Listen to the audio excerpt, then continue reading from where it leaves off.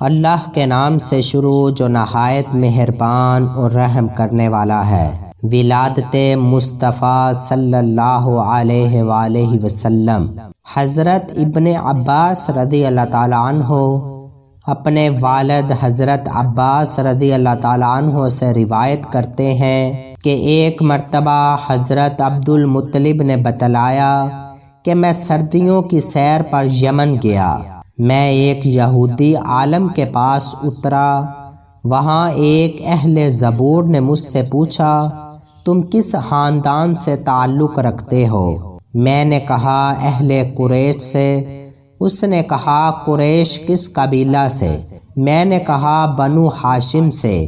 کہنے لگا اے عبد المطلب، اگر تم اجازت دو تو میں تمہارا جسم دیکھ سکتا ہوں؟ میں نے کہا ہاں، لیکن قابل سطر حصہ نہ ہو۔ حضرت عبد المطلب کہتے ہیں اس نے میرا ایک نتنا دیکھا، پھر دوسرا کھول کر دیکھا اور کہنے لگا میں گواہی دیتا ہوں کہ تمہارے ایک ہاتھ میں حکومت اور دوسرے ہاتھ میں نبوت ہے، مگر یہ خصوصیت ہم نے بنو زہرہ کے لیے پڑھی ہے، یہ تمہارے اندر کیسے آ گئی؟ میں نے کہا مجھے معلوم نہیں۔ کہنے لگا تمہاری بیوی ہے؟ میں نے کہا ابھی تک تو نہیں۔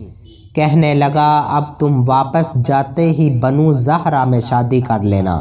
حضرت عبد المطلب واپس مکہ مکرمہ آئے اور حالہ بنت وحیب بن عبد المناف بن زہرہ سے نکاح کیا، جس سے حمزہ اور صفیہ پیدا ہوئے۔ عبداللہ بن مطلب نے بھی بنو زہرہ میں آمنہ بنت وہب سے نکاح کیا، جس سے سید الانبیاء حبیب الکبریاء پیدا ہوئے صلی اللہ علیہ وسلم۔ وہب اور وحیب دونوں بھائی تھے، یعنی عبد المطلب کی بیوی اور عبداللہ کی بیوی باہم چچا زاد بہنیں تھیں۔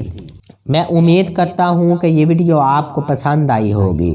اگر یہ ویڈیو آپ کو اچھی لگی ہے تو زیادہ سے زیادہ لائک اور شیئر کریں، کیونکہ اچھی بات پھیلانا صدقہ جاریہ ہے۔